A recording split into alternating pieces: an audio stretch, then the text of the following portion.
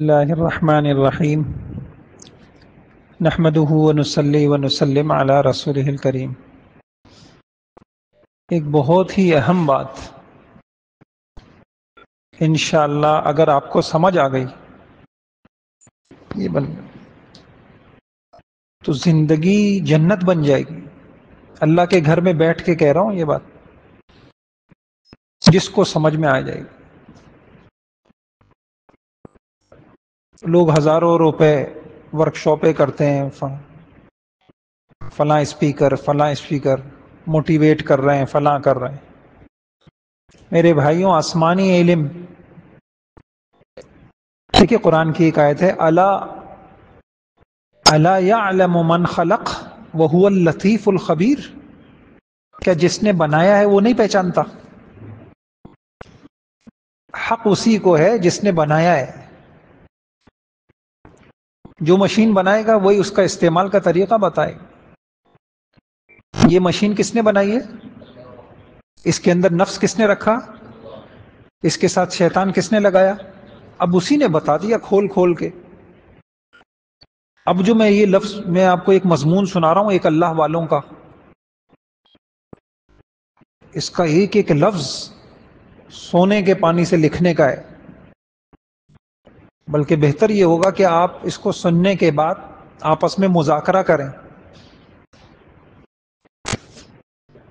مضمون ہے انسانی سطح پر موجود فساد میں منفی خیالی قوت کا کردار۔ انسانی سطح پر موجود فساد، لڑائیاں ہیں، خاندانوں کی لڑائیاں، گھروں میں جھگڑے، اداروں میں لڑائیاں، فساد، کیسا فساد ہے؟ تو کیا فرما رہے ہیں؟ انسان کی خیالی قوت اتنی طاقتور ہے کہ زندگی بھر کے سارے معاملات اور سارے کام اس خیالی قوت ہی سے سر انجام ہوتے ہیں۔ اور بدقسمتی کی بات یہ ہے کہ یہ خیالی قوت اکثر نفس کی قوتوں کے تابع ہوتی ہے۔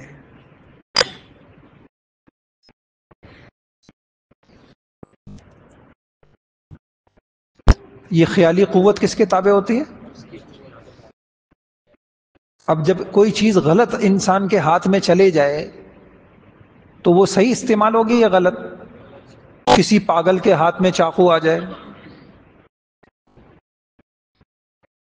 نفس اپنی خواہشات خیالی قوت کی طرف منتقل کر کے اس کو اپنے مطلوبہ اعمال کرنے پر اکساتا ہے اور ابھارتا ہے۔ سارے کام انجام، آپ رشتے نبھا رہے ہیں، تعلق بنا رہے ہیں، خیالی قوت ہے۔ یہ اچھا لگتا ہے تو اس کو قریب کرنا ہے، یہ خیالی قوت ہے۔ یہ غلط ہے، اس کو سنانا ہے، اس کو یوں کرنا ہے، اس کو قریب کرنا ہے، اس کو دور کرنا ہے، اس کو پیچھے کرنا ہے۔ تو بولتے ہیں، بولنے سے پہلے خیال آتا ہے نا ایک ذہن میں۔ تو ہمارے جتنے خیالات ہیں وہ ناپاک ہو گئے۔ کیوں؟ وہ تابع ہو گئے کس کے؟ اور نفس اس کو کیا کرتا ہے؟ تم دیکھو تمہارا یہ مفاد ہٹ جائے گا، تم اس کے ساتھ نا یوں کرو، ایسے ہی کرو، تم یوں کرو۔ آج انسانی زندگی میں جس قدر فساد سے بھر گئی ہے، اس پر غور و فکر کیا جائے تو معلوم ہوگا کہ یہ خیالی قوت پر نفسانی قوتوں کے غالب ہونے کا نتیجہ ہے۔ ہم سب کے دل، دماغ، خیالات کے اوپر کون سی قوتیں غالب ہیں؟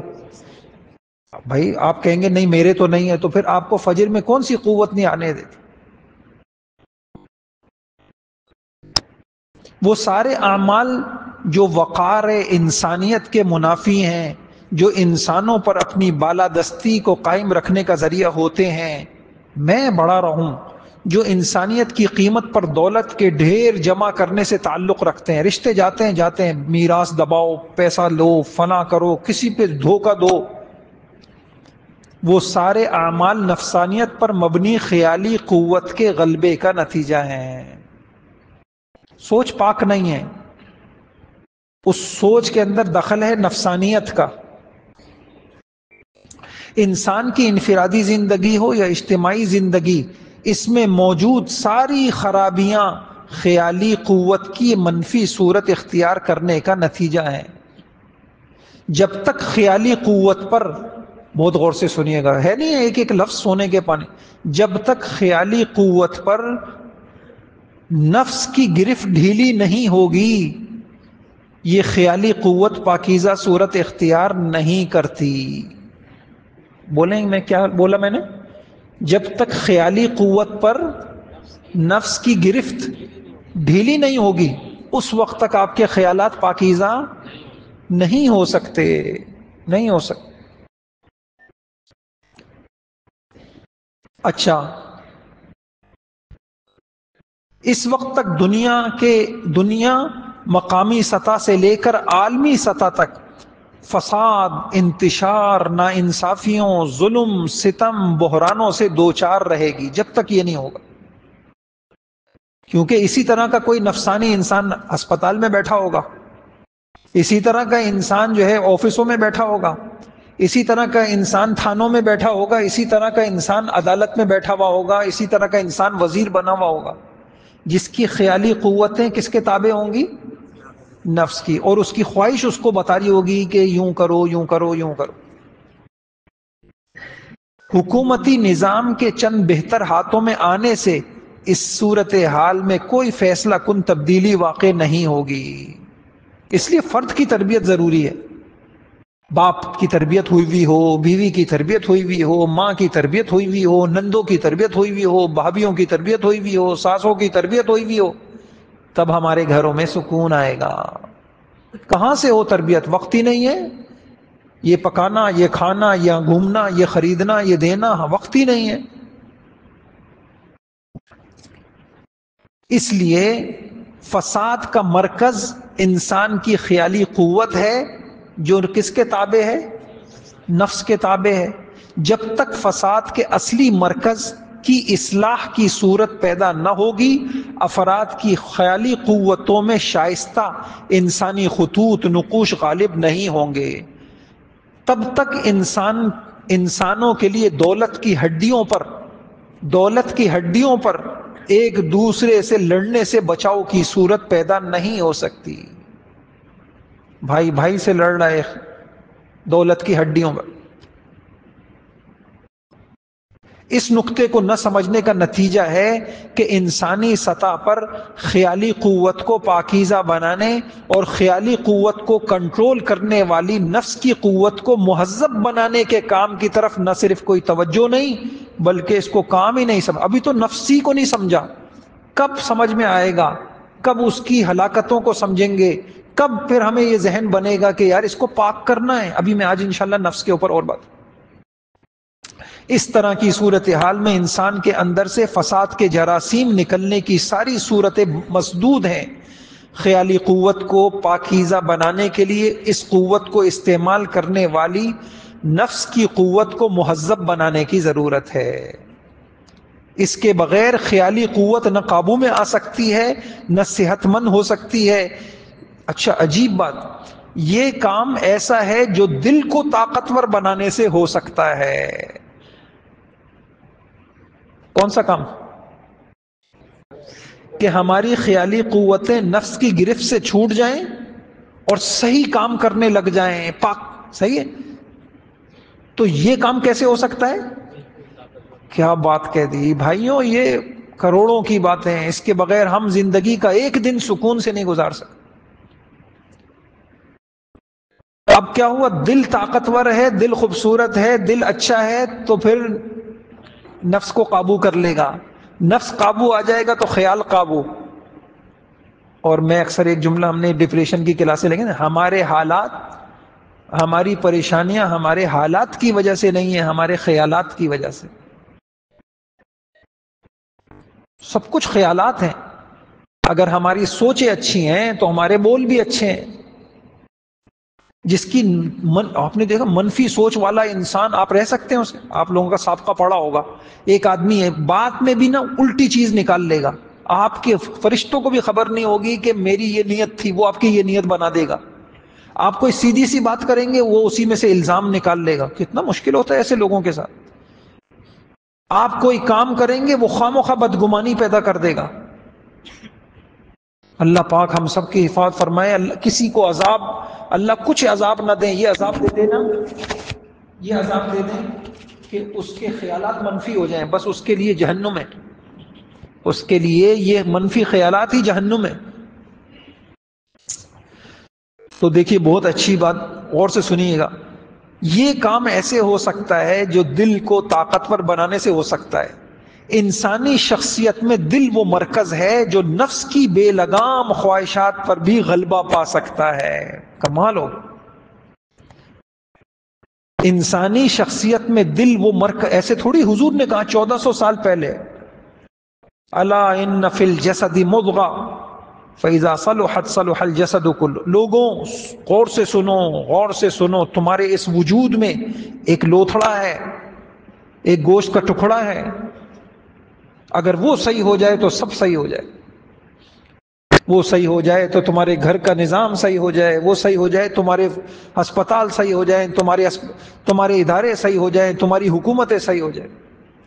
تو کیا فرمایا، پھر سنیے، انسانی شخصیت میں دل وہ مرکز ہے جو نفس کی بے لگام خواہشات پر بھی غلبہ پا سکتا ہے، تو خیالی قوت کو بھی پاکیزہ مرکزی نقطے پر لا سکتا ہے، نیز دل روح کی آخری حد تک تسکین کا ذریعہ بھی بن سکتا ہے، اور دل یہ سارا کارنامہ اللہ کی قوت کی معیت میں سر انجام دے سکتا ہے۔ اسی لیے حدیث میں فرمایا انسان کے اندر گوشت کا ایک ٹکڑا ہے، اگر وہ صحیح ہو جائے تو ساری انسانی زندگی کا رخ صحیح ہو جائے، اگر وہ غلط ہو جائے تو ساری انسانی زندگی فساد سے عبارت ہوتی ہے۔ فرمایا گوشت کا یہ ٹکڑا دل ہے، دل ہے، دل ہے۔ اور کل میں نے آپ کو بتا دیا کہ دل کا صحیح ہونا کیا ہے اور خراب ہونا کیا ہے۔ تو دل کا صحیح ہونا کیا ہے؟ ارے بولیے، آپ پڑھے لکھے لوگ ہیں۔ دل کا خراب ہونا، دل تین خرابیاں ہیں نا دل کی، میں نے میں بالکل آپ کو بالکل ایسی بات بتا رہا ہوں جس پہ آپ عمل کر سکیں، لمبے چوڑے فلسفے نہیں، تین ہی تو خرابیاں ہیں۔ تبلیغ والوں نے بھی نہیں بتایا ہوگا آپ کو کہ دل کی اصل خرابی کیا ہے۔ تین خرابیاں ہیں دل کی، نمبر 1 غفلت، نمبر 2 شہوت، ہرس، خواہش، اور نمبر 3 غصہ۔ پکی ٹھکی بات کروں گا، آپ مجھ سے کہیں دلیل دو، میں دکھاؤں گا قرآن میں کہاں لکھا ہوا ہے، اس کی تفسیر کس نے کی ہے۔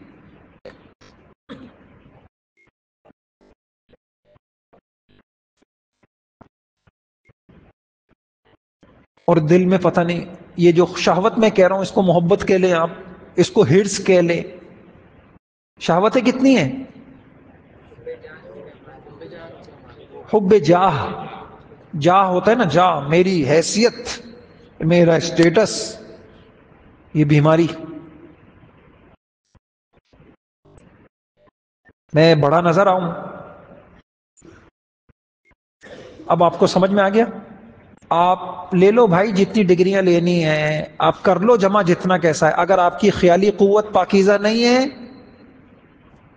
تو نہ آپ سکون میں ہیں، نہ آپ کی بیوی سکون میں ہے، نہ آپ کے بچے سکون میں ہیں۔ اگر آپ کی خیالی، آپ کے اندر آج کیا ہے، خواتین میں، مرد، انتقامی جذبے ہیں، غلطیاں، اللہ کی قسم سارے مسئلے حل ہو سکتے ہیں، لیکن اس کا کیا کریں؟ وہ جو دل ٹیڑے ہو گئے ہیں، وہ جو اندر سے سوچے منفی ہیں۔ لوگ برے نہیں ہوتے، غلطیاں انسان سے ہوتی ہیں، غلطی کرنے کے بعد کئی مرتبہ وہ اصلاح کی کوشش کرتے ہیں، چاہتے ہیں آپس میں جڑ جائیں، لیکن کیا کریں، ہر ایک کو منفی خیالات ہیں۔ اور اس لیے جو جتنا سوچ رہا ہے نا، یہ تو دل دماغ اللہ نے اپنے لیے بنایا تھا۔ سب سے بڑا عذاب دیکھیں کیوں عذاب ہے، یہ دل اللہ نے بنائے۔ اللہ کہہ رہے ہیں کائنات تمہارے لیے، سورج تمہارے لیے، چاند تمہارے لیے، ستارے تمہارے لیے، زمین تمہارے لیے، ہوائیں تمہارے لیے، فضائیں تمہارے لیے، کائنات کا سارا نظام تھا، تم میرے لیے ہو۔ ہم نے چھوٹا جرم تھوڑی کیا، تم کس کے لیے ہو؟ تم میرے لیے ہو۔ ہم نے دماغ کس کو دے دیا؟ کاروبار کو۔ دل کس کو دے دیا؟ لڑکوں کو، لڑکیوں کو، اور ہم نے خواہشات کو، اور پیسے کو، دولت کو، اور چیزوں کو، یہ دل دے دیا، تو عذاب تو بڑا آئے گا نا۔ تمہارے لیے میں نے یہ سب کائنات بنائی اور تم اس سے فائدہ بھی اٹھا رہے ہو، بھئی یہ آفس آپ آئیں گے، آپ کے لیے یہ مراعات ہے، آپ کو گاڑی بھی ملے گی اور آپ کو فلاں الاؤنس ملے گا، آپ کو فلاں ملے گا، میڈیکل کا آپ کو یہ سہولت ملے گی، آپ کو یہ ملے گی، یہ ملے گی، اور آپ جا رہے ہیں اور آپ کیا کرنا ہے؟ جس کے لیے وہ سب کچھ ملا ہے آپ وہی نہیں کر رہے. کوئی برداشت کرے گا آپ کو؟ چھوٹا جرم کیا، جس کے لیے سب اللہ نے ہمیں دیا تھا ہم وہی نہیں کر رہے ہیں. اللہ نے اپنے لیے تھا، دل میں میرے علاوہ محبت نہیں آنی چاہیے. اس لیے سب سے زیادہ عذاب ان لوگوں کو ہو رہا ہے جن کے دل میں جتنی زیادہ کسی کی محبت ہے، اب وہ لڑکی کی محبت ہو اتنے زیادہ وہ عذاب میں ہے، وہ پیسے کی محبت ہو، اور جس کے دل میں جتنی کم ہے وہ اتنا بچا ہوا ہے.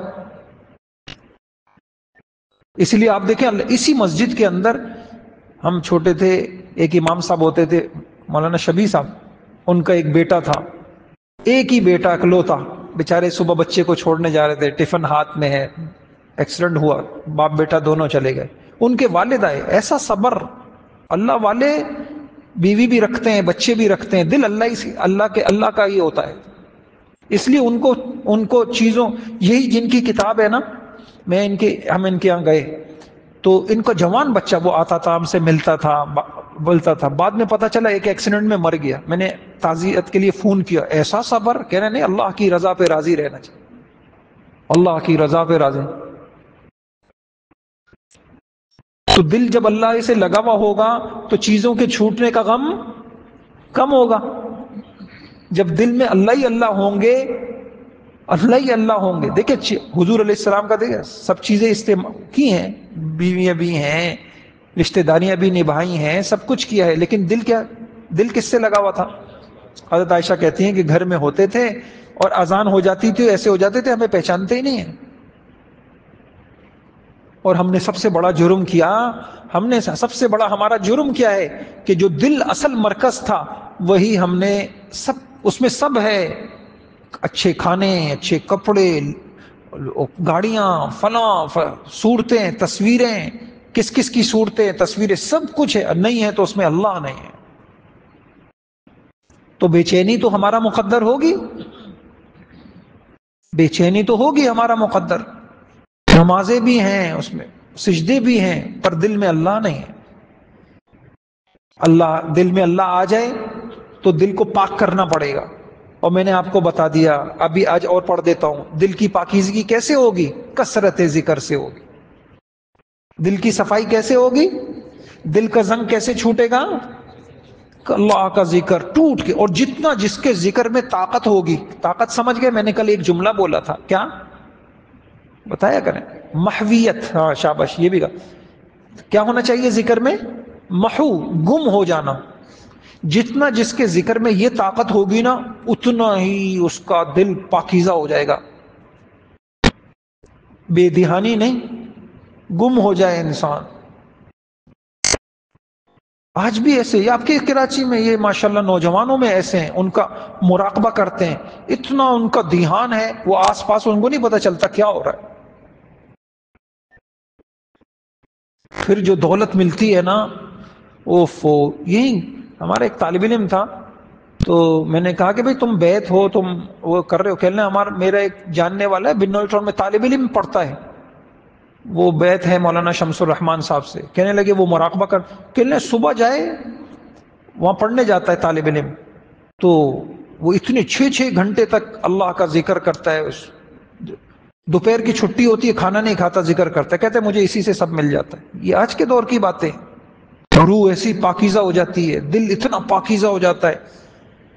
اچھا، اس کی پاکیزہ کی علامت یہ ہے کہ پھر آہستہ آہستہ یہ دنیا کی لذتیں خود کم ہو جاتی ہیں. اب آپ کھانا کھائیں گے لیکن پیٹ بھرنے کے لیے، لذت کے لیے نہیں کھائیں گے.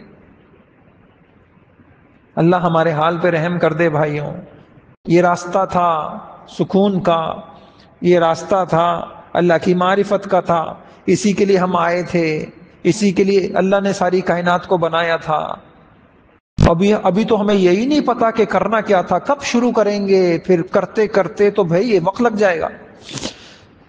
تو یہ ایک مضمون تھا، یہ میں نے آپ کو بتا دیا. کل میں نے آپ کو یہ بات بتائی تھی، جلدی سے دہرائیے، کہ شیطان سے بھی بڑا دشمن ہمارا کون ہے؟ کیوں بڑا ہے یہ؟ کہ شیطان بیرونی دشمن ہے، اور نفس کتنی طرح کے ہیں؟ 3 طرح کے. ماشاءاللہ دیکھیں آپ کو کتنی بڑی باتیں پتہ چل گئیں.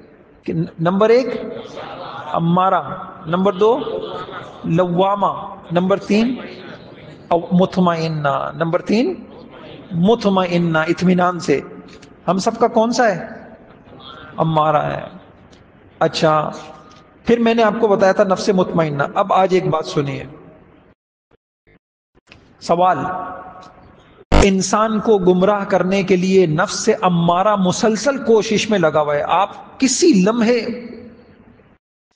وہی ہے نا، کس طریقے سے کوشش کر رہے ہیں. دیکھیں اللہ پاک نے دی وہ چیز تو بات واضح ہو گئی. کیسے کوشش کر رہا ہے نفس آپ کے خیالات کو، اور آپ کے خیالات آپ کے اعمال کو قابو میں کیے ہوئے ہیں. کیسی زبردست بات ہو.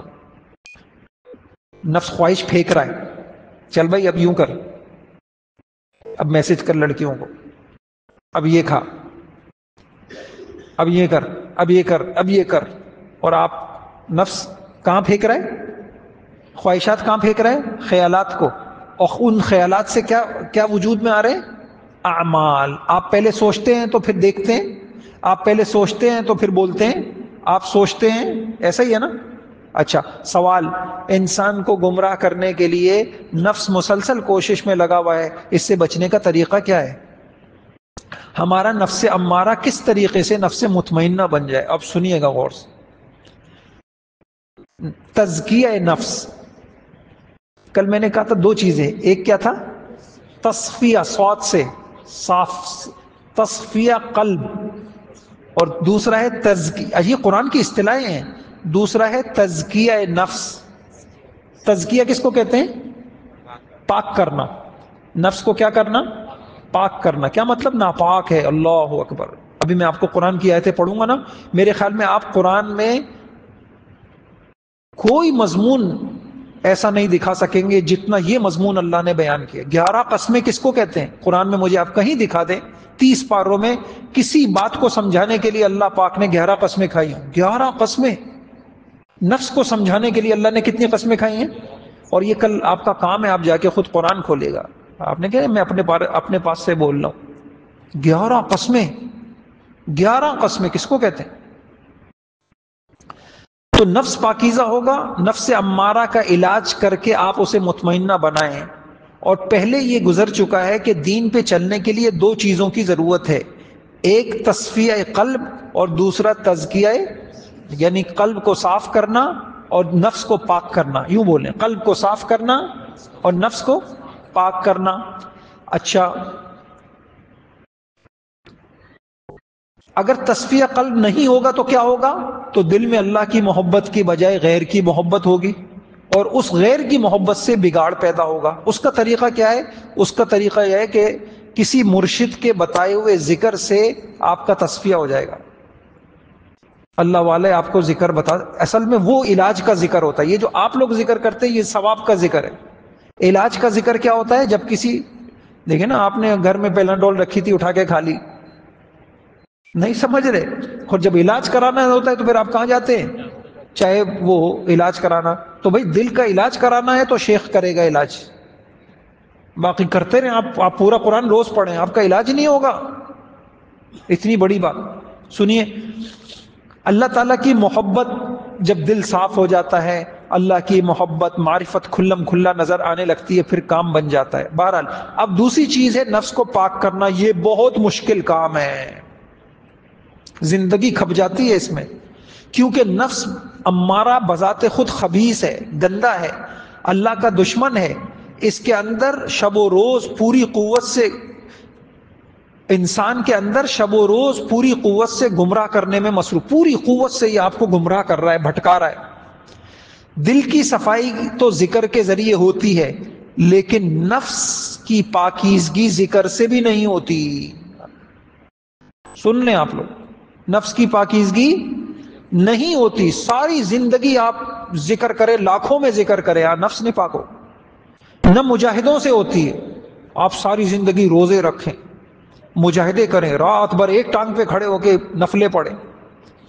نہ ریاضت سے ہوتی ہے، نہ مدارس سے ہوتی ہے، نہ تبلیغ سے ہوتی ہے، نہ جہاد سے ہوتی ہے، نہ حج سے ہوتی ہے، نہ صدقے سے ہوتی ہے، بلکہ صرف اور صرف کسی اللہ والے سے بیعت ہو کر اس کی صحبت سے ہوتی.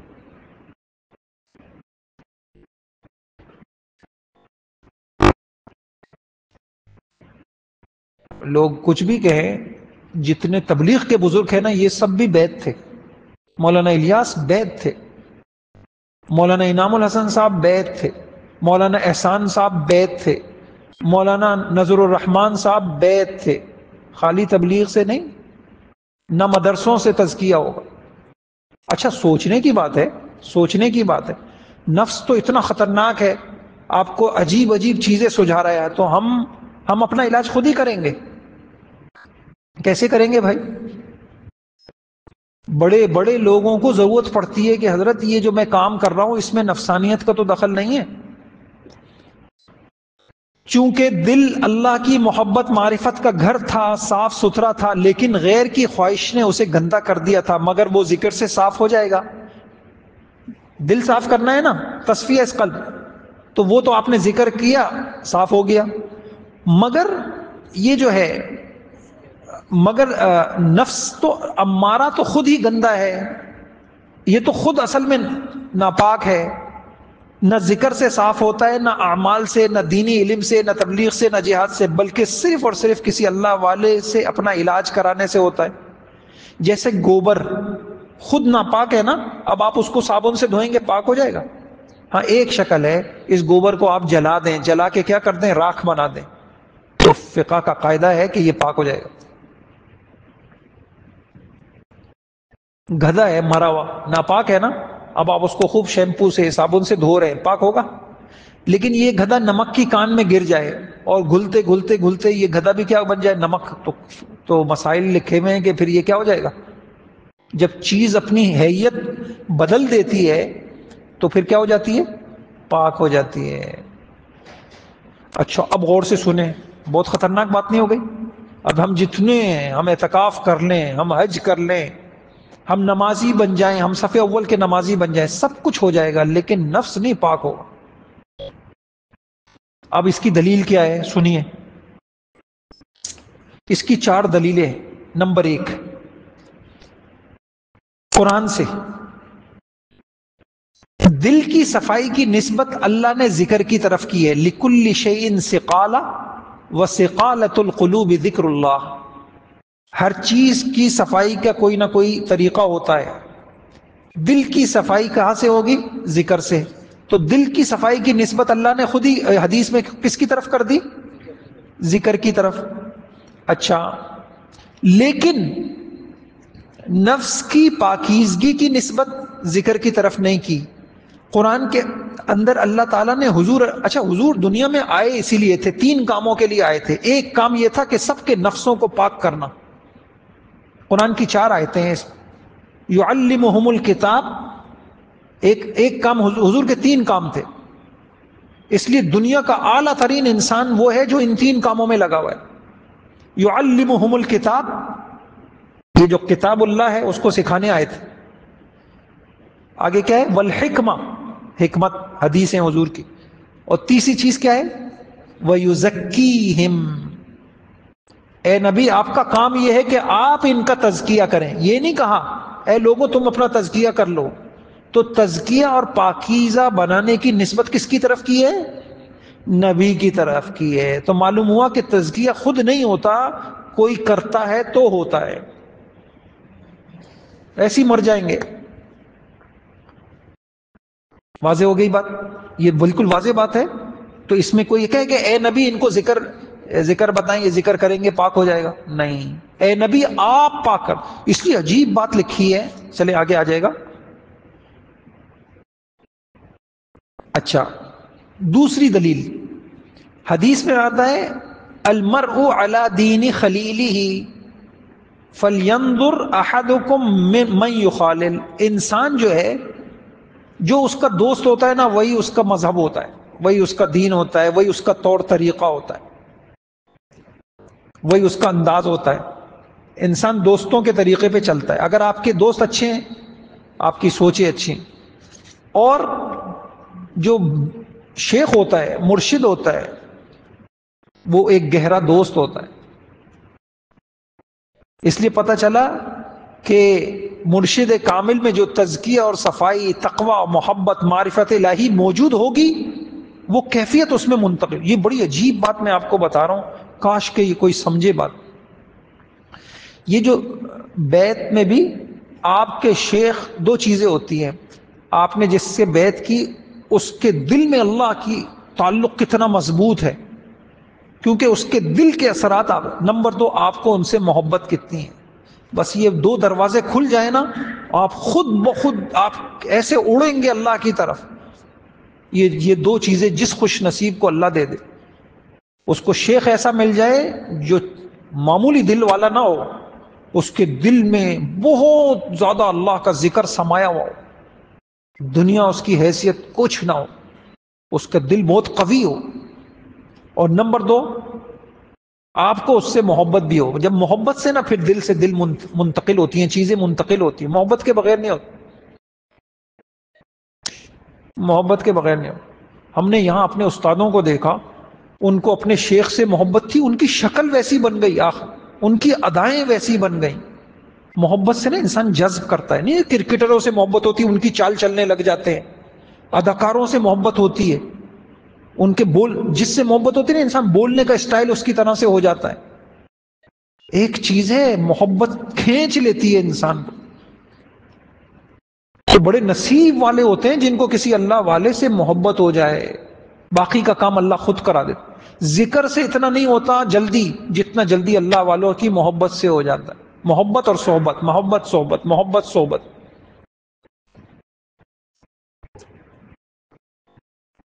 وہ دل سے چیزیں نکلتی ہیں، اندر جاتی ہیں. اللہ تعالی ہمارے حال پہ رحم کر دے. ہمیں اسی کراچی میں بڑے بڑے اللہ والے تھے، چلے گئے، کبھی زندگی میں گئے ہی نہیں، ان کی زیارت کے لیے نہیں گئے. اللہ والوں کے جنازوں پہ کوئی نہیں، کوئی نظر نہیں آتا. صرف وہی ہوتے ہیں، مدرسے والے ہوں گے، علماء ہوں گے، یہی لوگ ہوں گے، اور کوئی نظر نہیں آتا. تعلق ہی نہیں ہے. آپ کے گھر میں کون آتا ہے؟ آپ اپنی خوشیوں میں کیوں نہیں بلاتے اللہ والوں؟ آپ کا تعلق ہی نہیں ہے. ایک اللہ والا اگر آپ کے گھر میں آ جائے، آپ کی نسلوں کی زندگیاں بدل جائیں.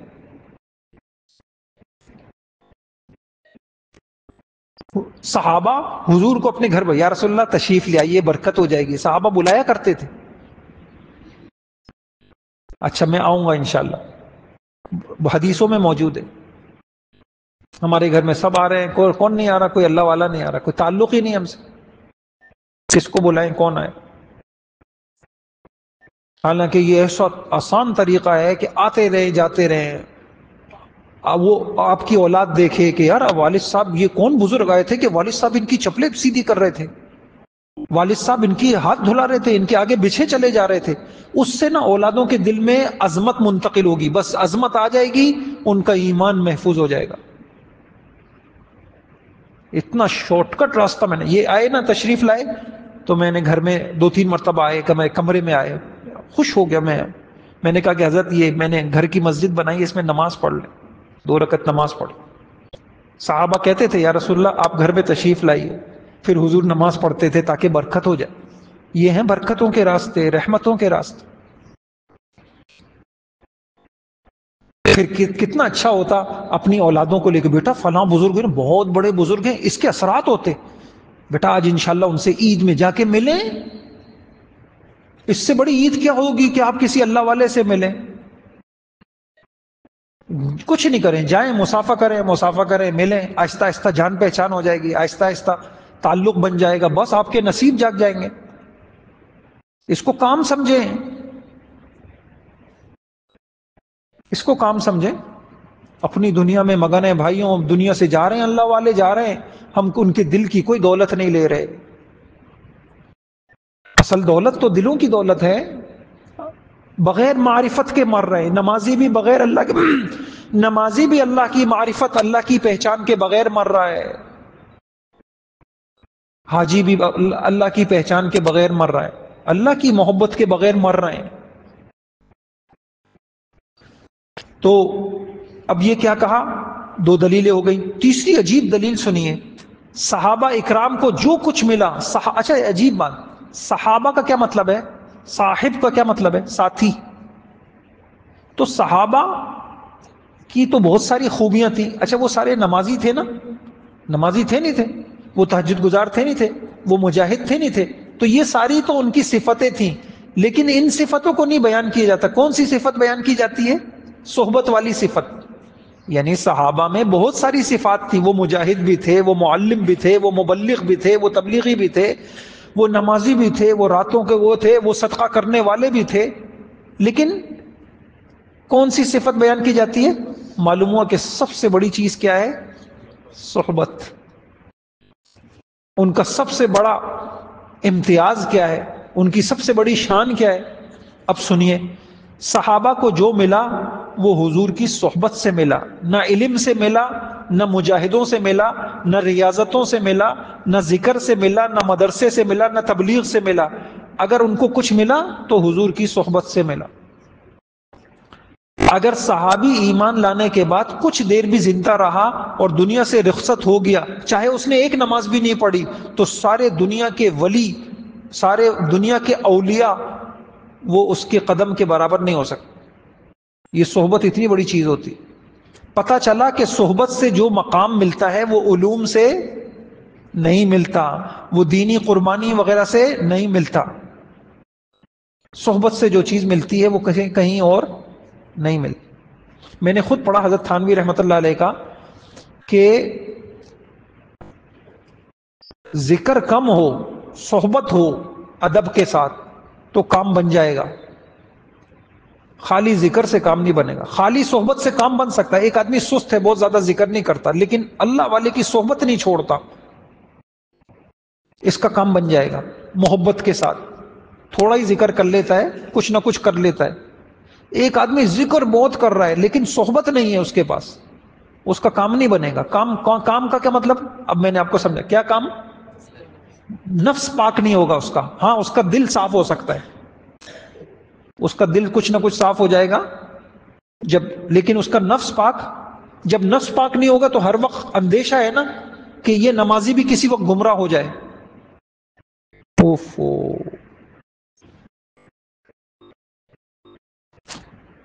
بہت ڈرنے کی چیز ہے. ایسے لوگ جو صف اول کے نمازی تھے،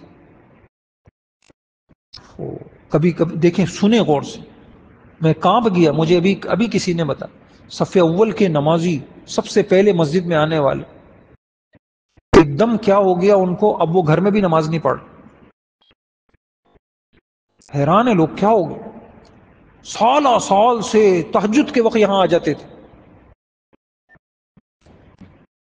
آپ کیا سمجھ رہے ہیں یہ ایمان پہ خاتمہ ہو جائے؟ یہ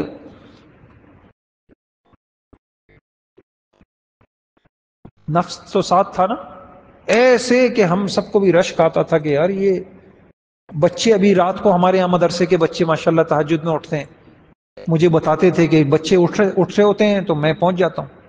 ابھی مجھے کسی نے بتایا کہ وہ ان کی عجیب کیفیت ہو گئی ہے، وہ نماز سے چڑ ہو گئی ان کو.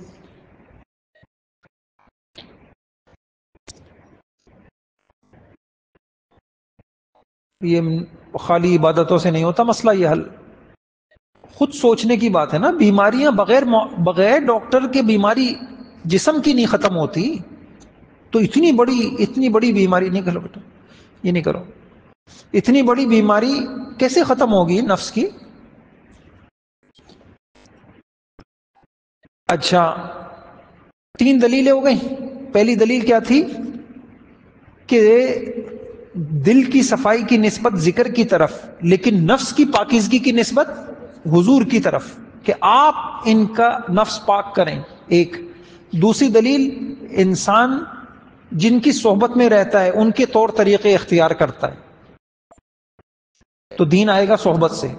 تیسری دلیل، صحابہ اکرام کو بھی جو مقام ملا وہ، اچھا حضور کی تو دل کی طاقت اتنی قوی تھی کہ جب صحابہ ان کو دیکھتے تھے تو دیکھتے ہی ان کا کام ہو جاتا تھا. جو آج ہمیں پوری زندگی لگ جائے تو ہو جائے تو بڑے نصیب کی بات ہے. صحابہ جیسے حضور کو دیکھتے تھے وہ اندر کا کام ہو گیا، ان کا نفس پاک ہو جاتا تھا. ان کو ایسا اللہ کا دھیان نصیب ہو جاتا تھا. قرآن میں ہے رجال لا تلہیہم تجارۃ ولا بیع عن ذکر اللہ. ان کے ہاتھ کام کر رہے ہوتے تھے, ان کا دل اللہ سے لگا ہوا ہوتا, اور اتنا ان کو دھیان مل جاتا. ہم وہ واش روم میں جاتے ہیں نا, تو وہ ایسے ان کو ہر وقت اتنا اللہ کا دھیان ہوتا تھا کہ وہ بیویوں کے قریب جاتے یا واش روم جاتے تو وہ اپنے آپ کو دوہرا کرتے, چھپاتے کسی طریقے سے, کیونکہ ان کے دل میں دھیان اللہ کا بہت قوی تھا کہ ہمیں اللہ دیکھ رہے ہیں, ہمیں اللہ دیکھ رہے ہیں. کوئی دیکھ رہا ہو تو انسان کیسے انسان بے لباس ہوگا؟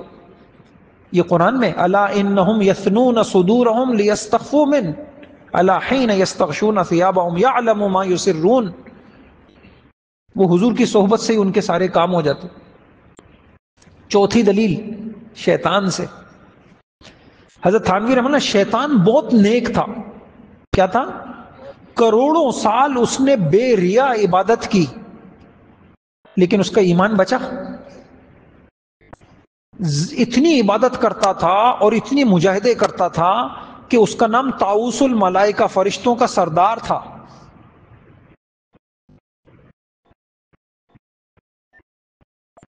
تو اس کا تصفیہ قلب تو ہو گیا تھا شیطان کا, لیکن اس کا تزکیہ نفس نہیں ہوا تھا. اچھا کیوں نہیں ہوا تھا؟ جب اللہ نے اس کو حکم دیا کہ آدم کو سجدہ کرو تو اس کا نفس اچھا نفس میں کیا تھا؟ بڑائی. انا خیر, میں کیوں جھکوں اس کے آگے, میں تو زیادہ افضل ہوں. کتنے سجدے کیے میں نے, کتنے. انا جب شیطان کا نفس مغرور متکبر تھا تو ملعون ہو گیا, خود بھی جہنمی ہو گیا اور لوگوں کے گناہ میں بھی حصہ دار بن گیا. اس کی وجہ یہ تھی اس کا نفس پاکیزہ نہیں ہوا تھا, کیونکہ نفس پاک ہوتا ہے کس سے؟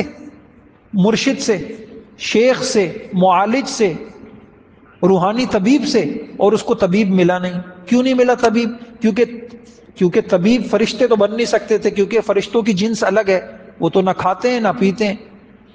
یہ اس کی جنس میں سے تھا نہیں. اچھا اب پہلا مرشد ملا تھا آدم, اس کے آگے یہ جھکا نہیں, ان کو مرشد بنانے کے لیے تیار ہوا نہیں, گمراہ ہو گئے. سوچنے کی بات ہے نا. آپ لوگ کہتے ہیں کہ ہم سب کو گمراہ کرتا ہے شیطان, تو شیطان کو کس نے گمراہ کیا؟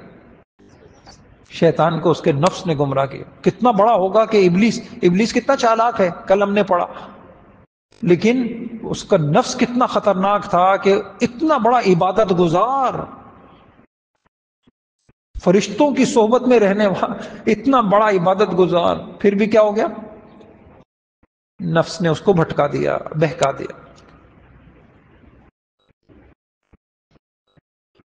سن لی آگے انہوں نے نوٹ لکھا ہے, جو علماء بڑے بڑے عبادت کرنے والے, ذکر کرنے والے, صف اول کے نمازی, جن کا کوئی شیخ نہیں ہے, ان کو ڈرنا چاہیے. ان کو شیطان کے ملعون ہونے سے ڈرنا چاہیے کہ کس وقت ہم بھٹک جائیں. کروڑوں سال کی عبادت کے باوجود چونکہ اس کا نفس پاکیزہ نہیں ہوا تھا, اس کا نفس امارہ تھا, تو وہ بگڑ گیا.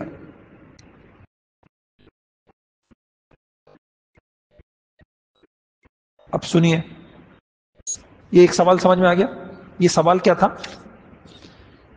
سوال یہ تھا کہ انسان کو گمراہ کرنے کے لیے نفس امارہ مسلسل کوشش میں لگا ہوا ہے, یہ تو ہمیں سمجھ میں آ گئی. اور اب ہم اپنے نفس کے امارہ کو مطمئنہ کیسے بنائیں؟ تو کیا جواب ہوا؟ کیسے بنائیں گے؟ ایک ہی طریقہ ہے, نہ ذکر سے, نہ عبادتوں سے, نہ حج سے, نہ تبلیغ سے, نہ مدرسوں سے, کہیں سے نہیں ہوگا. ایک ہی طریقہ ہے. آپ کوئی اس نفس کا کوئی استاد ڈھونڈیں, معالج, جس کے اوپر آپ کو اعتماد ہو, ان کی زندگی کو دیکھیں. میں آگے نشانیاں بتاؤں گا کہ ایک شیخ کیسا ہونا چاہیے. جب آپ کو اطمینان ہو جائے یہ دنیا دار نہیں ہے, یہ دنیا دار نہیں ہے, اس نے اپنی دکان نہیں چمکانی, یہ واقعی اللہ والا ہے, اب آپ ان سے کہیں کہ آپ میرا علاج کریں. یہ ہو گیا, اس کی 4 دلیلیں ہو گئیں. اب اگلا سوال, جس شخص کا نفس پاکیزہ نہیں ہوا اور عبادت, ذکر, مجاہدوں سے, لیکن اس کا دل کچھ صاف ہو گیا اور بڑا عالم, قاری, مبلغ, مجاہد وغیرہ صفات والا آدمی بن گیا, تو کیا اللہ کے ہاں اس کا کوئی مقام ہے؟ عجیب بات. نفس پاک نہیں ہوا, ہاں دل اس کا کچھ صاف ہو گیا ہے, بڑا عالم ہے، اس کے بیانوں سے بھی بڑا اثر ہوتا ہے، فلاں ہوتا ہے، یوں ہوتا ہے، لیکن نفس اس کا تو اللہ کے یہاں اس کا کوئی مقام ہے؟ کہہ رہے ہیں کہ جس کا نفس پاک نہیں ہوا اس کی اللہ کے یہاں کوئی حیثیت نہیں ہے، چاہے کتنا بڑا عالم، قاری، مبلغ مجھے. کیوں؟ آپ کہیں گے اتنی بڑی بات آپ بول رہے ہیں، ہم نے تو بڑی قربانیاں دی ہیں، ہم نے اتنا دین کے لیے اتنی قربانیاں دی ہیں. اب سنیے، اب میں نے آپ کو وہ بات بتاتا ہوں جو 11 قسمیں کھا کے اللہ پاک نے کہی. کیا کہا؟ والشمس وضحاها والقمر اذا تلاها والنهار اذا جلاها والليل اذا يغشاها والسماء وما بناها والارض وما طحاها ونفس وما سواها فألهمها فجورها وتقواها قد افلح. افلح کا کیا ترجمہ ہے؟ اولئک، کامیاب ہو گیا. من زکاہا، تزکیہ. وقد خواب، برباد ہو گیا. من دساہا. اب ترجمہ سنیے. قسم ہے سورج کی، میں نے کل آپ کو قسمیں کھائی نا، آپ حیران ہو گئے کہ یہ کیا ہو گیا ان کو. احکم الحاکمین آپ کو کہہ رہے تم کو نہیں آتی میری بات سمجھ، چلو میں قسم کھاتا ہوں، 1 قسم کھاتا ہوں، 2 قسم کھاتا ہوں، 3 کھاتا ہوں، 4 کھاتا ہوں، 5. پورے قرآن میں 11 قسموں سے کوئی بات نہیں سمجھائی گئی سوائے اس بات کے. بیٹا تھوڑا سا پیر سیدھا کر. یہ سمجھ گئے؟ تو کیا کہا؟ قسم ہے سورج کی اور اس کے دھوپ چڑھنے کی، اور قسم ہے چاند کی جب وہ آئے، اور قسم ہے سورج کے اور سورج کے پیچھے، قسم ہے چاند کی جب آئے سورج کے پیچھے، اور دن کی جب اس کو روشن کر لے، اور رات کی جب اس کو ڈھانک لے، اور آسمان کی جس نے اس کو بنایا، اور زمین کی جس کو اس نے پھیلایا، اور نفس کی اور جیسا کہ اس کو ٹھیک بنایا، پھر دی اس کو بدی اور پرہیزگاری کی سمجھ. تحقیق کامیاب ہو گیا جس نے نفس کو سنوار لیا، اور نامراد ہو گیا جس نے اس کو خاک میں ملا دیا. خاک میں ملا دیا. یہ جو خواہشات ہیں نا بیٹا، حرام خواہشیں، یہ ہم اپنا نفس گندا کرتے ہیں تو دب جاتا ہے اندر، اور دبا دیا. لڑکیوں کی خواہش، پیسے کی خواہش، دولت کی، وہ دبتا جا رہا ہے اندر، دبتا جا رہا ہے، دھس رہا ہے گندگیوں میں، دبتا جا رہا ہے، دبتا جا رہا ہے، دبتا جا رہا ہے. اب جو کچھ ہو رہا ہے ذکر ہو رہا ہے تو اوپر ہو رہا ہے، نفس اندر دھنسا ہوا ہے. میں ایسی اس رمضان میں قرآن پڑھتے پڑھتے مجھے خیال آیا کہ میں جمع کروں نفس کی طرف اللہ نے کس کس گناہ کی نسبت کی ہے. قرآن تو قرآن ہے نا، یہ احکم الحق، کیا علم ہے اللہ کو. قیامت تک آنے والا کوئی مسئلہ ایسا نہیں ہوگا جو اس میں نہیں ہو. تو مجھے ملا، آپ دیکھیے اللہ کرے مل جائے، یہ جو قابیل نے لڑکی کے چکر میں حابیل کو مارا تھا، فطوعت له نفسه قتل اخی، اس کے نفس نے اس کو یہ بات سجھائی کہ لڑکی چاہیے تو یہ کرو. نفس کا ذکر آ گیا. فطوعت له، بولے نا بھائی، آپ لوگ حافظ نہیں ہیں، آپ بولیں گے اپنی طرف سے آیتیں بنا رہے ہیں، ہے نا؟ ہاں. فطوعت له نفسه قتل اخی فقتله فاصبح خاسرین. آج کہتے ہیں کتنے قتل دنیا میں ہوئے، ان سب کا گناہ اس کو ملے گا جس نے پہلا قتل کیا. اچھا آگے آئیے، یوسف علیہ السلام کے جو بھائی تھے انہوں نے بھی یوسف علیہ السلام کے ساتھ کتنا برا کیا، کنویں میں ڈال دیا، باپ سے دور کر دیا. اس کی وجہ سے پھر آگے ان کو کتنی پریشانیاں ہوئیں، ان کے اوپر تہمتیں لگیں، وہ جیل میں گئے، ان کے ابا کی رو کے ان کی آنکھیں ختم ہو گئیں. اس کے پیچھے کیا تھا؟ وَجَاءُوا عَلَىٰ قَمِيصِهِ بِدَمٍ كَذِبٍ، اور جھوٹا خون لگا کے آ گئے. قَالَ بَلْ سَوَّلَتْ لَكُمْ أَنفُسُكُمْ، تمہارے نفسوں نے یہ جھوٹی باتیں گھڑی ہیں. یہ بڑا اچھا سمجھدار بھیڑیا تھا کہ اس نے قمیص کو نہ پھاڑا نہ نوچا، اور اس کے اوپر جو ہے نا اس بھیڑیے نے آرام سے اتار کے یوسف کو کھا گیا. یا نبیوں کی سمجھ تو.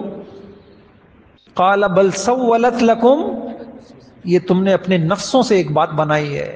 یہ بیٹے تعویلیں کر رہے ہوتے ہیں باپ کے سامنے، یہ ان کا نفس کہہ رہا ہوگا یوں کر لو اور یوں بول دینا، یوں کر لو اور یوں کر دو. تیسرا چلے، مجھے ابھی تک تو 3 سری مل گئے ہیں کہ یہ دیکھیں نفس کیسے گناہ کراتا ہے۔ تیسرا، سامری کو جانتے ہیں؟ سامری کو، سامری جادوگر، موسیٰ علیہ السلام کوہ طور پہ عبادت گئے رہے، وہ موسیٰ علیہ السلام کی قوم کو ایک بچڑا بنا لیا اور کہنا وہ موسیٰ کو غلطی ہو گئی، الہو یہ تو تمہارا خدا یا ہے، وہ کہاں طور پہ تلاش کرنے چلے گئے، اور کوئی اس نے مٹی اٹی ڈال دی، بچڑے میں سے آواز آنے لگی اور وہ عجیب سی کوئی چیز بن گئی۔ قوم تو ایسی ہوتی ہے، بس قبر یہ گدھا بھی دفنا دینا اب اور اس کے اوپر 2 چادریں چڑھا دے اور دیکھیں وہ مزار بن جائے گا۔ نہیں آیا سمجھ؟ فلانے بابا فلانے بابا فلانے بابا، مزار بن جائے گا۔ آپ گدھا دفنا دیں، بہت سب سے بہترین کاروبار ہے بھائی، ہے نہیں؟ اس نے بھی کیا کیا، یہی بچڑا کو کر کے آواز نکال کے موسیٰ کہاں چلے گئے، یہ اصل تو۔ اب سنیے کیا موسیٰ علیہ السلام جب آ کے اس سے پوچھا، بصرت بما لم يبصروا به فقبضت قبضة من اثر الرسول فنبذتها وكذلك سولت لي نفسي، یہ سارے کام میرے نفس نے مجھ سے کرائے۔ تو سامری کو گمراہ کیا اس کے نفس نے، یوسف علیہ السلام کی بھائیوں نے جو کچھ کیا ان کے نفس کی وجہ سے کیا، قابیل نے جو کچھ کیا کس طرح سے کیا، نفس۔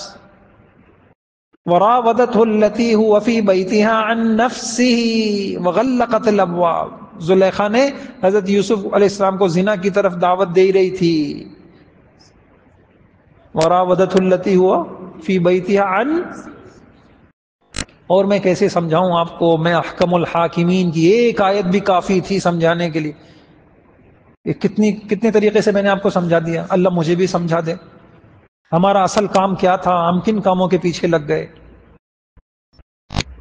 ساری دنیا کی دوڑ دھوپ کر کے ساری دنیا کی دولتوں کو پیر میں جمع کر لیں، پیروں کے تلے، ہمارا کام نہیں بنے گا، ہمیں خوشیاں نہیں ملیں گی، ہمیں راحتیں نہیں ملیں گی جب تک ہم نفس کو نہیں سنواریں گے۔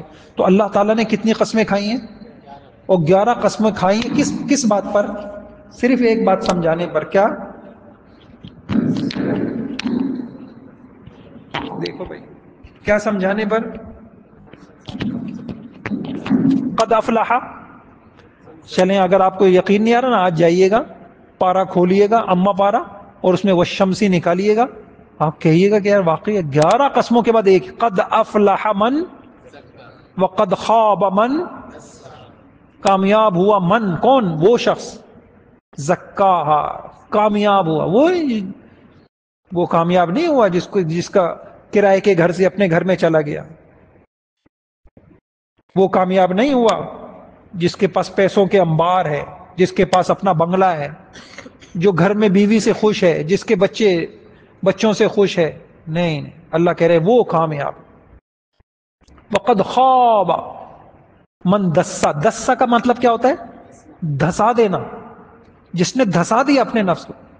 ام یدسہ فی التراب، قرآن کے اندر ایک اور جگہ آتا ہے، دسا یدسو کے معنی آتے ہیں دفنا دینا، اپنے نفس کو دفنا دیا۔ کس کے تحت دفنا دیا؟ خواہشات۔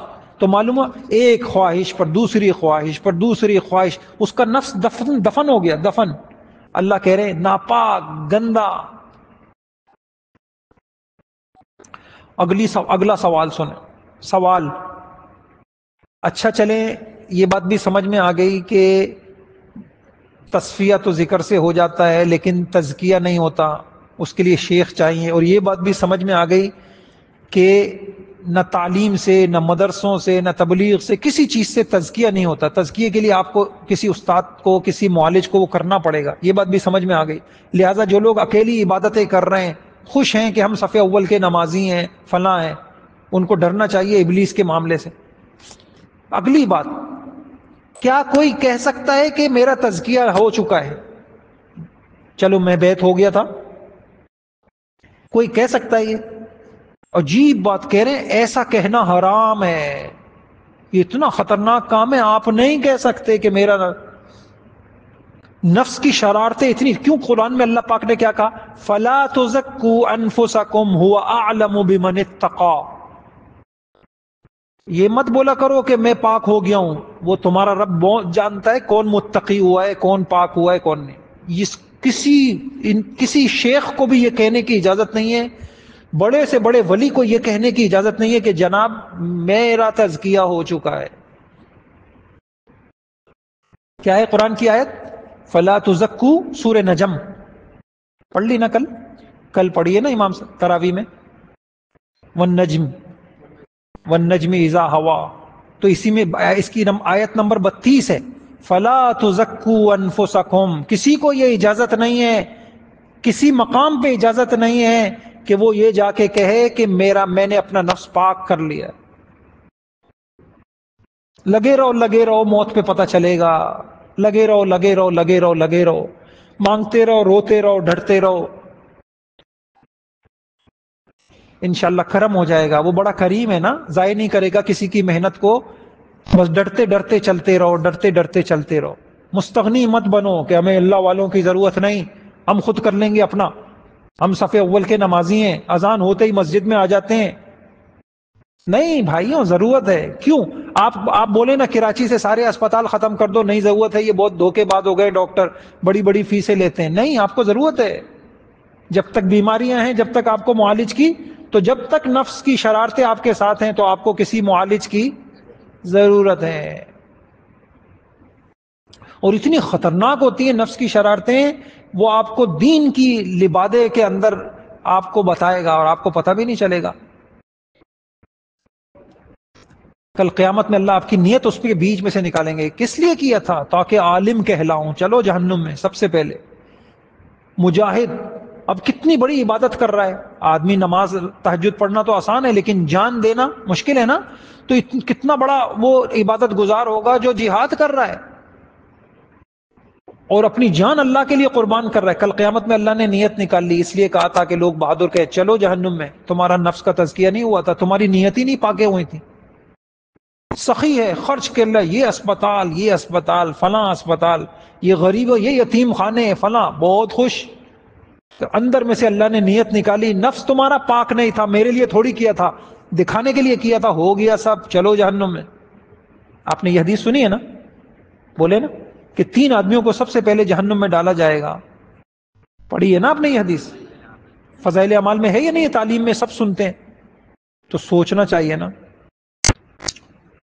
تو کہہ رہے دلیل سنیے، الم تر الی الذین یزکون انفسهم بل اللہ یزکی من یشاء، سورہ نساء میں آپ نے ان لوگوں کو دیکھا جو اپنے آپ کو بڑا کہتے ہیں ہم پاکیزہ ہو گئے، ہمارا نفس پاکیزہ ہو گیا۔ بھائی ایسے نہیں ہوتا، بل اللہ یزکی من یشاء، اللہ ہی پاکیزہ کرتا ہے جس کو کرتا ہے۔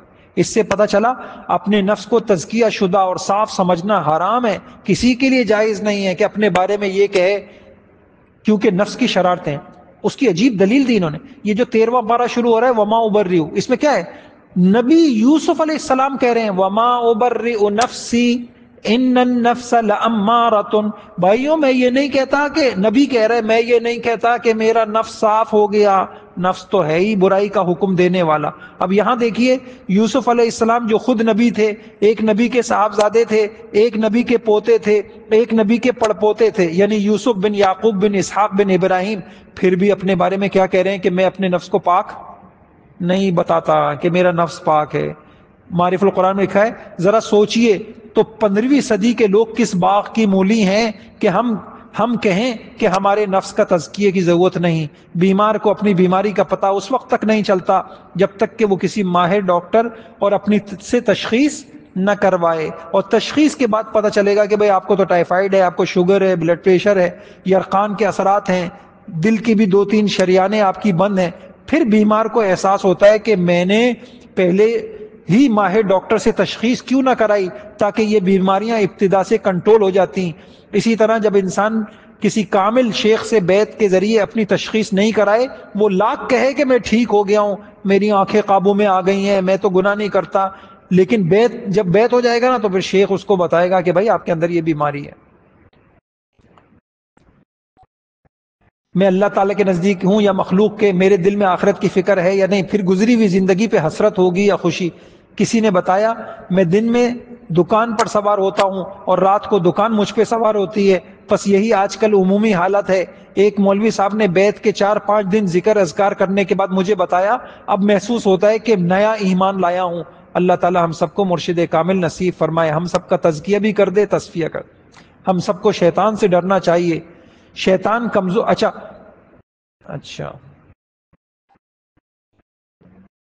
اچھا اب ایک اور سوال ہے، سوال کتنے سوال ہو گئے؟ نفس کی کتنی قسمیں ہیں، اور کیا تھا سوال؟ نفس کا ہم تزکیہ نفس کو پاک کیسے کریں؟ ہاں، اور اگلا سوال کیا تھا؟ کیا کوئی کہہ سکتا ہے کہ میرا نفس پاک ہو گیا؟ اگلا سوال، اچھا کس شخص کے اندر نفس امارہ ہوتا ہے، کس میں لوامہ ہوتا ہے، کس میں مطمئنہ ہوتا ہے؟ مولانا حکیم اختر صاحب رحمۃ اللہ علیہ، کراچی، دیکھو کتنے بڑے بزرگ تھے، چلے گئے اس دنیا سے، اللہ ان کی قبر کو نور سے بھر دے، دعا تو کرے اللہ والوں کے، اللہ ان کو اپنے شایان شان بدلہ عطا فرما، لگاتے رہے صدا، اور کتنے خوش نصیب تھے جنہوں نے اپنے آپ کو ان کی صحبت میں دیا، ایسے بڑے بڑے لوگ، دنیا دار لوگ، اور ایسے ولی بن گئے۔ اب سنیے، حکیم اختر صاحب رحمۃ اللہ نے لکھا ہے کہ 3 طرح کے لوگ ہیں۔ نمبر 1، جو کسی سے بیعت نہیں ہے، ایسے سب لوگوں میں نفس امارہ ہے، اس کو گناہ کی کوئی پرواہ نہیں، معاشرے کی ضرورت سمجھتا ہے۔ نمبر 2، جو بیعت ہے لیکن ذکر نہیں کرتے، یعنی طبیب سے تشخیص تو کرا لی، اس طبیب نے جو علاج بتایا وہ علاج کیسے اللہ والے کیسے پیارے انداز میں سمجھا، وہ علاج نہیں کرواتے، کرتے گناہ بھی کرتے ہیں فلاں، لیکن ساتھ ساتھ ان کے اندر نفس لوامہ ہوتا ہے، کیونکہ اتنی فکر تھی نا کہ ڈاکٹر کے پاس گئے تو کم سے کم سمجھ میں آ گیا گناہ ہے، تو اب ان کا نفس اس درجے کا آ جاتا ہے، کم سے کم ان کو ملامت کرتا ہے، یار بیعت بھی ہو پھر بھی تم ایسی حرکتیں کر رہے ہو، بیعت بھی ہو اللہ والوں سے، دیکھو فلاں بیعت ہو کے کتنا آگے چلا گیا اور تم پھر بھی یہ حرکتیں کر رہے ہو۔ تو جو کم سے کم بیعت ہو جاتے ہیں تو ان کا نفس کون سا ہوتا ہے؟ نمبر 3، آپ خود بتائیے وہ کن کا ہوتا ہے؟ جو بیعت بھی ہوتے ہیں اور بیعت ہو کے اپنا علاج میں بھی لگ جاتے ہیں، تو اللہ تو کسی کی محنت کو ضائع، ہم تو یہی کر سکتے ہیں روز۔ میں نے آپ کو کہا تھا نا 3 چیز، میں نے آپ کو کہا تھا نا کروڑوں کی باتیں بتا رہا ہوں، میں نے آپ کو ایک بات کہی تھی، طریقہ یہ ہوتا ہے پہلے غم ہوگا، ہائے نکلے، ہائے میں کب اچھا بنوں گا، اس ہائے کے بعد پھر آپ کام شروع کریں، تو کام کبھی صحیح ہوگا کبھی غلط ہوگا، صحیح ہو جائے گا تو دل خوش ہوگا، غلط ہوگا تو پھر کیا ہوگا؟ دل غمزدہ ہوگا، دل غمزدہ ہوگا تو روئے گا اللہ کے آگے، وہ کام بن جائے گا۔ اللہ یہی چاہتے ہیں، طلب کے ساتھ آؤ تو صحیح، تو پہلے غم، پہلے ہائے، اور پھر اس کے بعد کام شروع ہوگا، پھر کام کبھی ہو جائے گا کبھی نہیں ہوگا، جب چھوٹے گا تو پھر دل پہ چوٹ لگے گی، تو پھر آنکھوں سے آنسو نکلیں گے دعاؤں میں، تو پھر کام بن جائے گا۔ تو فرمایا تیسرے کون لوگ ہیں؟ جو بیعت بھی ہیں اور کیا کر رہے ہیں؟ علاج بھی کرا رہے ہیں، ان کا نفس کون سا بن جاتا ہے؟ اللہ تعالی ہمارے حال پہ رحم فرما دے، اللہ موت سے پہلے ہماری حال پہ رحم فرما دے۔ تھکا دینے والا کام ہے بھائیوں، لیکن اس کے بعد جو ملتا ہے نا، خدا کی قسم، آج بھی ہیں لاکھوں لوگ ہیں، پھر وہ ٹینشنیں وینشنیں تو ان کے قریب بھی نہیں آتی، مسائل آتے ہیں لیکن ان کو اثر نہیں ہوتا، وہ اندر اتنی یہ لوگ ٹینشن کے، ڈپریشن کے مریض بن رہے ہیں، ہارٹ اٹیک ہو جاتا ہے، تو کیوں ہو جاتا ہے؟ دل زیادہ اثر لے لیتا ہے، دیکھو نا کتنی سمجھ میں آنے والی بات، دل ان غموں کو کیا کر لیتا ہے؟ زیادہ صدمہ لے لیتا ہے، تو اس کی برکت سے کیا ہوتا ہے؟ دل صدمہ ہی نہیں لیتا ہے، دنیا ہے ٹھیک ہے، مرنے کے بعد انشاءاللہ ہو جائے گا سب صحیح۔ تو آپ نہیں چاہتے کہ بھئی یہ دل ہمارا خواہ کی ٹینشنیں لے کے پریشان، آپ کیا سمجھ رہے ہیں یہ ٹینشنیں تو آپ کے ساتھ رہیں گی؟ سب کچھ نہیں ملتا یہاں پر، آپ کے پسند کی بیوی بھی ملے، وہ مطیع بھی ہو، خدمت گزار بھی ہو، وہ محبت کرنے والی بھی ہو، اس سے اولاد بھی ہو، پھر اولاد بھی نیک بھی ہو، اور اولاد بھی فرما بردار ہو، یہ بھی ہو، پھر پیسے بھی مجھے ملیں، گھر بھی اپنا ہو، اور یوں بھی ہو، کیا بھائی یہ نہیں ہوتا؟ یہ جنت میں ہوگا؟ یہ ہے ہی نہیں خواہش کی جگہ، نبی کے ساتھ نہیں ہوا، نبیوں کے ساتھ نہیں ہوا، نبیوں کو اذیتیں آئی ہیں، پریشانیاں آئی ہیں۔ اچھا، اب یہاں تک تو ہم پہنچ گئے، چلے بس کرتے ہیں، آج بس کریں، مناجات سنیں گے تاکہ کچھ تصفیہ قلب ہو جائے ہمارا، کیونکہ دل نرم ہو جائے نا، بس سارے کام ہو جائیں گے۔